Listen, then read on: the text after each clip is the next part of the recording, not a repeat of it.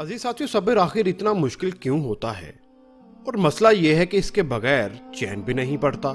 ये सवाल मैं अक्सर खुद से पूछा करता था, लेकिन फिर रफ्ता रफ्ता मैंने जिंदगी को समझना शुरू किया तो पता चला कि जिंदगी तो सब्र के सिवा कुछ भी नहीं। कोई बिछड़ गया तो सब्र, कोई रूठ गया तो सब्र, किसी ने किरदार पे उंगली उठाई तो सब्र, जो मांगा वो ना मिला तो सब्र, माजी सताए तो सब्र, और किसी का जिक्र करते हुए आंख भर आए तो सब्र। मगर सब्र आता तभी है जब इंसान अल्लाह की रजा में राजी होना सीख लेता है।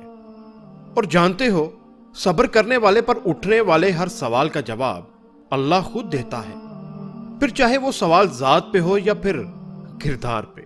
और सोचो जरा, जिस शख्स ने अल्लाह के हर फैसले पे सर झुका लिया और सब्र कर लिया, उसे फिर दुनिया की कौन सी चीज तोड़ सकती है? बस फिर लोगों का डर खत्म हो जाता है और उनकी बातें दुख नहीं देती, क्योंकि तब दिल ये सोचकर मुतमिन हो चुका होता है कि अल्लाह काफी है। सब्र मोहब्बत है और मोहब्बत सब्र है।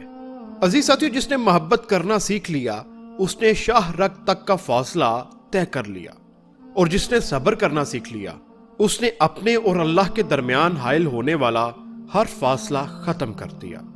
अल्लाह ने जिसको जो समझाना होता है वो समझा देता है। जरा सोचिए और अमल कीजिए।